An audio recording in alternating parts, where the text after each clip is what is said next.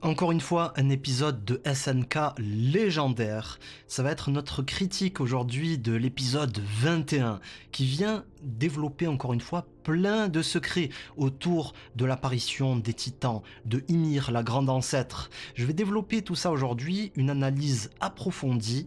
C'est parti. Bienvenue sur la chaîne de Reggie. Laisse un petit like si t'apprécies la vidéo. Salut tout le monde, bienvenue, c'est Reiji, très content de vous retrouver encore une fois. Oui, toujours la même phrase d'intro, mais c'est vrai, je suis content parce que ce sont des épisodes vraiment exceptionnels et c'est pas pour rien. SNK en ce moment est l'une des séries préférées dans le monde. Voilà, c'est dans le top classement, donc profitons-en. Alors, c'est un épisode qui vient expliquer pas mal de secrets encore une fois, donc pas mal d'infos tombent. On va décortiquer tout ça. Déjà, le rythme de l'épisode que je trouve parfait. Ça traite presque 2 chapitres si on compte le passage du 123 qui est passé à la trappe pour revenir plus tard, j'imagine. Donc, c'est une bonne idée, je trouve, de supprimer ce blabla parce qu'il était censé y avoir pas mal de discussions. Pour garder la fin d'épisode très spectaculaire avec beaucoup d'action. Alors, l'introduction, elle est bien violente, ils ont gardé ça, ils ont pas vraiment censuré, que ce soit avec Grisha versus Frida, le massacre de la famille royale et la main des reines, les doigts qui sautent.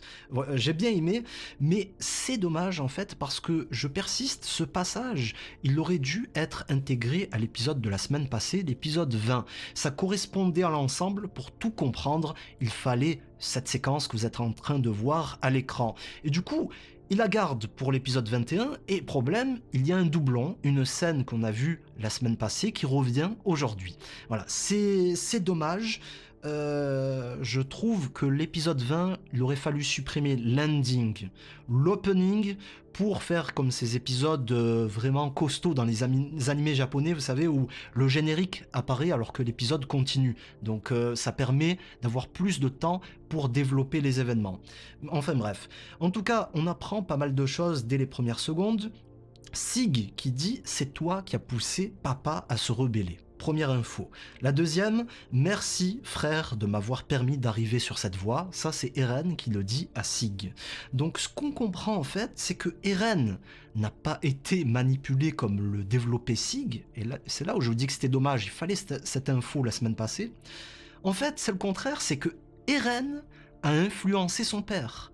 Donc il y a une image qui se dessine autour de lui d'un manipulateur démoniaque, et ça c'est confirmé à la fin de l'épisode, mais on va développer ça dans cette vidéo. Je pense que c'est un passage nécessaire qui se confirme pour les animés only, qui avaient peut-être un doute, c'est-à-dire que le héros devient une sorte d'antagoniste. Alors c'est un peu spécial, mais c'est nécessaire de faire ça parce que il commet un terrassement, et du coup on peut pas raconter un personnage bon, un héros qui commet une telle atrocité, vous voyez, qui a cette volonté de massacrer les autres, de commettre un génocide. C'est ce qu'on comprend à la fin de l'épisode. Son intention, c'est pas simplement d'envoyer quelques titans, mais c'est de tout envoyer. Donc c'est terrible. On revient là-dessus en fin de vidéo, donc restez jusqu'au bout, je vais développer tout ça. En attendant, j'ai une théorie pour vous. Le pouvoir d'Eren et les souvenirs. Alors, il dit une autre réplique qui est importante, « J'ai vu mon avenir par ses souvenirs. » C'est qui c'est? Eh ben, c'est Grisha, son père. Donc, il a vu des événements avec les souvenirs de Grisha. Ça nous permet de comprendre qu'en fait, Eren ne s'envoie pas des souvenirs à lui-même plus jeune, c'est-à-dire Eren ado ou Eren enfant ou bébé, allez savoir, non. Il doit passer par un autre porteur de l'assaillant pour arriver à ce procédé, c'est-à-dire qu'il envoie Eren adulte à Grisha, Grisha qui envoie à Eren, et ainsi Eren peut avancer, évoluer selon la suite des événements. C'est comme ça que je le comprends, c'est un passage un petit peu compliqué, tout ce qui est lié autour de l'assaillant, même pour nous, les lecteurs du manga, donc on peut en débattre, n'hésitez pas, peut-être que je peux me tromper, moi je vous dis ce que je pense. Pourquoi les souvenirs d'ailleurs, sont arrivés au moment où il entre en contact avec Historia. On l'a compris maintenant pourquoi ce passage est si important, pourquoi on le montrait à l'épisode 20. C'est là où Eren a compris ce qu'il allait devenir. Il a vu la suite. Il a vu le fait qu'il allait se salir les mains, qu'il allait commettre le terrassement. Donc c'est pour ça qu'il tire ce visage horrible sur l'instant. Il est déconnecté du monde. Il n'est plus avec eux. Et c'est ainsi qu'il s'éloigne de ses amis. Alors, j'imagine que, en fait, il faut un lien nécessaire avec la royauté pour avoir les souvenirs, d'une certaine façon pour Eren, en tout cas, parce que il les débloque à ce moment-là, tous ces souvenirs importants, donc c'est un peu intriguant. J'ai l'impression qu'on ne peut pas utiliser pleinement les capacités de l'assaillant sans l'originel. Parce que prenons l'exemple de Kruger, qui n'a pas parlé de cette possibilité. Lui-même, à un moment, il parle d'Armin, de Mikasa, mais il dit « mais je sais pas d'où ça me vient en fait, ces souvenirs-là ». Donc il n'est pas au courant de cette capacité. D'ailleurs, on peut s'interroger comment Eren est au courant. C'est très spécial tout ça. Est-ce que c'est pas lié à Ymir? En tout cas, j'ai l'impression que le pouvoir, plus il se rapproche de la royauté ou d'Ymir, plus cette capacité est importante. C'est très flou, dites-moi ce que vous en pensez. Après, c'est vrai que Grisha a envoyé aussi des souvenirs à Eren, donc comment ça se fait? Est-ce que c'est parce que Grisha avait justement pris l'originel, donc ça explique justement qu'il faille avoir ce titan et un lien avec l'axe pour pouvoir utiliser cette capacité d'envoyer des souvenirs au travers du temps entre la descendance d'Ymir. Vous voyez, c'est un petit peu spécial, on est en pleine science-fiction dans cette théorie, mais voilà ce que je pense autour de tout ça. Alors, sachez-le, Yuki Kaji, dans la scène d'intro, a failli se déchirer les cordes vocales pour la séquence où on le voit hurler comme jamais, Eren qui tire de toutes ses forces sur les chaînes, un passage splendide dans le manga, vraiment les expressions du visage, j'aime trop ça. Donc voilà, sachez-le, il a vraiment tout donné pour son rôle. Et ça, on le voit aussi à la fin de l'épisode, j'ai beaucoup aimé ce passage, on va y revenir. Alors, la vérité sur Ymir, on voit maintenant la séquence à l'écran, c'est un moment clé. On comprend beaucoup de mystères de l'œuvre. Pour commencer, on a ce passage de la saison 3 qui est repris, où on voit Historia qui a le nez qui coule. Alors ça, c'est hyper mignon. Ce passage, ça nous permet encore une fois de comparer l'œuvre de 8 et la réalisation plutôt de 8 et la réalisation de Mappa. Il y a des différences, on a pu déjà voir cela dans l'épisode 20, parce que ce passage où les Jaegers sont à table avec Mikasa, c'est tiré de l'épisode 1 de la saison 1. Donc on voit des nuances dans les yeux des personnages qui sont plus petits chez Mappa, les couleurs, le ton qui est plus sombre encore une fois chez le studio qui fait la saison 4, donc ça correspond peut-être au ton de la conclusion de SNK. Donc Frida, qui a encore une fois, hein, j'aime bien citer les répliques des personnages dans cette review, mais elles sont importantes, elle dit à Historia, devient comme elle pour survivre. Elle qui sait, Ymir. Donc on peut, avec du recul, au travers de ce flashback, s'interroger, mais qu'est-ce qu'elle veut dire? Devient une esclave? Ou devient une personne qui aide les autres avec son libre arbitre? Voilà, c'est un petit peu ces deux notions qui sont développées dans ce flashback, dans cette histoire de la grande ancêtre. C'est un conflit intérieur qui la frappe entre deux choix, deux possibilités, mais qui ne sont pas les bonnes, toutes les deux. La première, c'est que elle peut contribuer à son peuple en perdant son libre arbitre, en devenant une esclave, en devenant une arme pour les Fritz. Mais c'est en suivant les plans d'un autre. La deuxième possibilité, en fait, et c'est ce à quoi elle aspire, c'est d'aider les autres avec son libre arbitre, mais le problème, c'est que lorsqu'elle le fait, elle se retrouve seule. On le voit dans l'introduction de son histoire, elle libère un animal de l'enclos, et en fait, pour cela, elle est chassée, elle est bannie par le roi Fritz, et elle se retrouve toute seule. Donc, Oui, ce passage vient un petit peu caractériser la volonté d'Ymir de se libérer, et elle ne peut le faire que 2000 ans plus tard, avec Eren, parce que d'une part, son peuple a été envahi par les Fritz. Ensuite, elle se retrouve dans excusez-moi, elle se retrouve dans l'axe et elle devient esclave pendant une éternité. Et arrive Eren, le personnage principal, qui semble être né pour cette mission. C'est un petit peu ce que vient développer cet épisode, c'est-à-dire qu'il a une mission qui date même avant sa naissance, c'est-à-dire de faire quelque chose pour le peuple eldien, d'aider Ymir, c'est ce qu'on comprend, et c'est un lien entre ces deux personnages qui dépasse le temps. Et c'est évoqué au travers des titres des épisodes, donc l'épisode d'aujourd'hui se nomme De toi il y a 2000 ans, et l'épisode 1 de la saison 1 se nomme À toi qui vis 2000 ans plus tard. Donc on comprend enfin l'explication, c'est là toute la qualité d'Isayama, des infos, du foreshadowing qui est balancé depuis le premier épisode, et on a l'explication à la fin de l'histoire. Alors j'imagine qu'il n'avait pas tous les tenants et les aboutissants, mais tout de même, c'est beau de voir ça. C'est vraiment, au niveau de l'écriture, c'est exceptionnel. Alors, cette Ymir, elle devient libre lorsque Eren la convainc avec son discours, et lorsqu'il se connecte à elle, en fait. Parce qu'il est le seul à la comprendre, lui, Eren, justement, c'est là tout le lien entre les deux personnages, c'est joliment amené, ce personnage qui a toujours aspiré à la liberté, depuis tout petit, qui était enfermé derrière des murs, qui voulait voir l'extérieur, qui voulait se libérer de l'emprise et de la peur des titans. Et ben voilà, il trouve quelqu'un qui pense comme lui, donc c'est pour ça qu'elle accepte de donner son pouvoir au personnage qu'on connaît depuis longtemps, Eren. Et c'est pour cela que ses yeux, à Ymir, nous apparaissent enfin.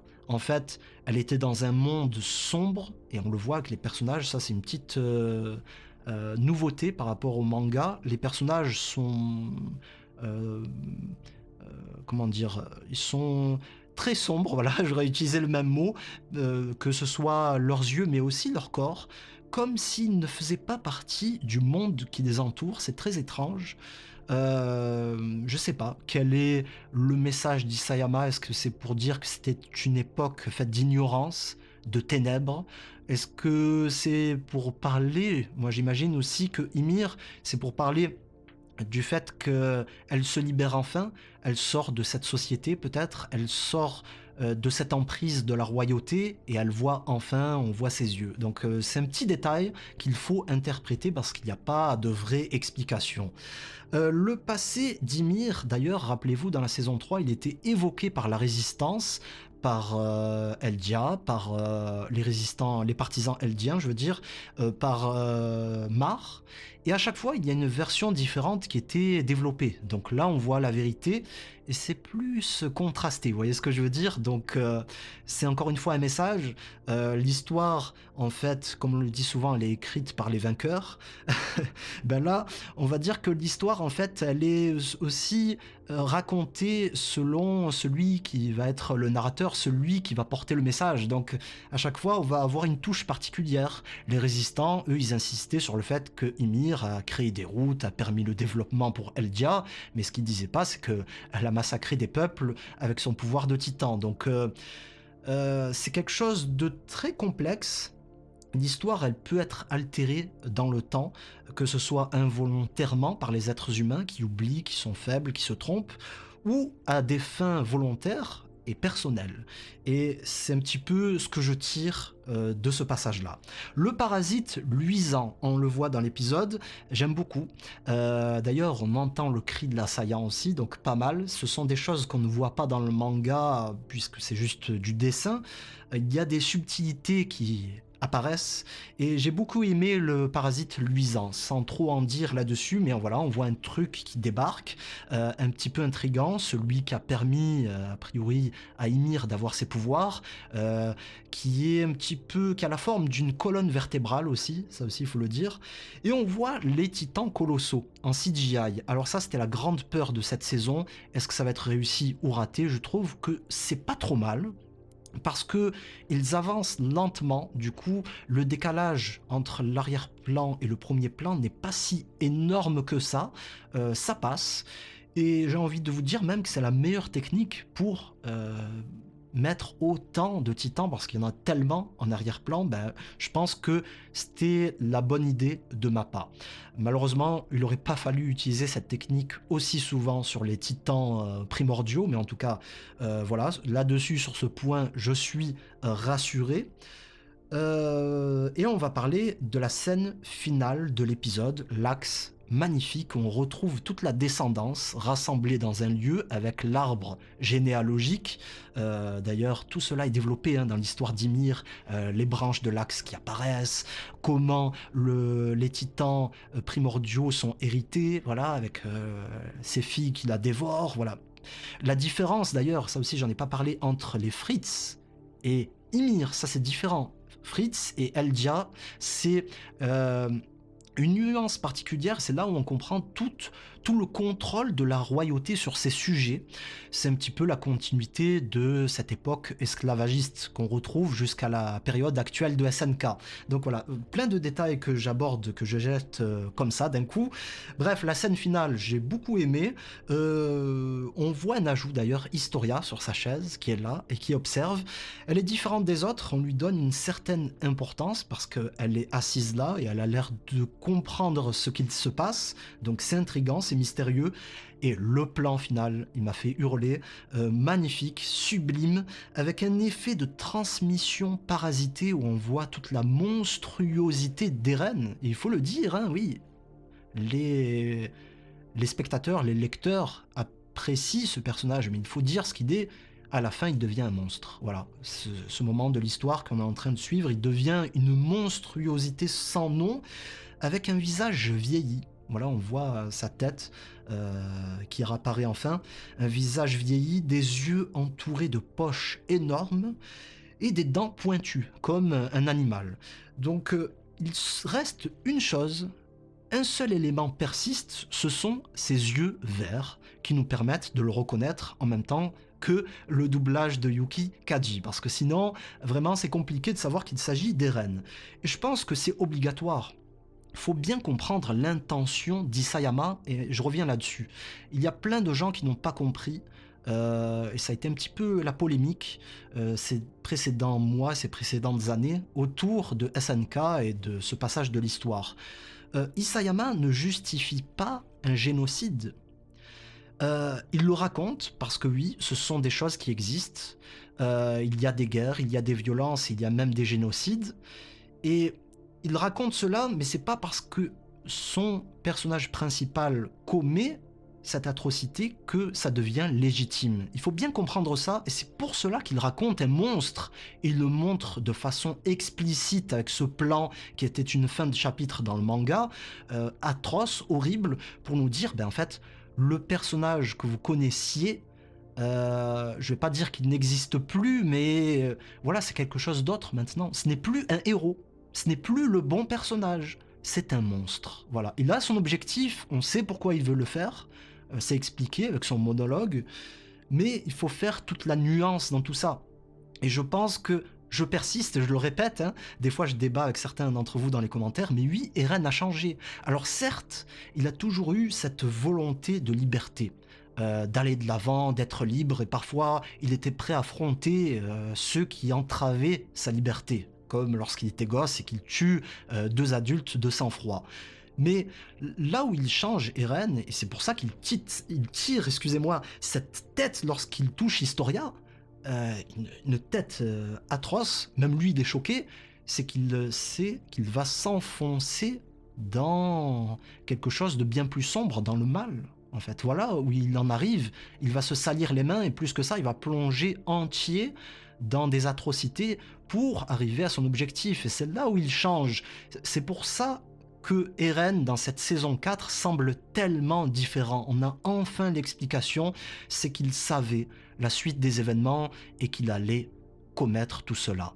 Voilà, merci de m'avoir suivi dans cette review. Je suis content aujourd'hui, quasiment d'une traite, j'ai enregistré ça et je trouve que je m'en suis bien sorti pour vous expliquer tous ces points. Je m'en suis bien sorti pour expliquer tous ces points compliqués. Je remercie les membres soutien comme d'habitude, vous n'êtes pas nombreux, mais sachez que ça aide pour le fonctionnement de la chaîne. N'hésitez pas dans les commentaires, n'hésitez pas avec les likes pour aider et je vous dis à très vite pour d'autres contenus.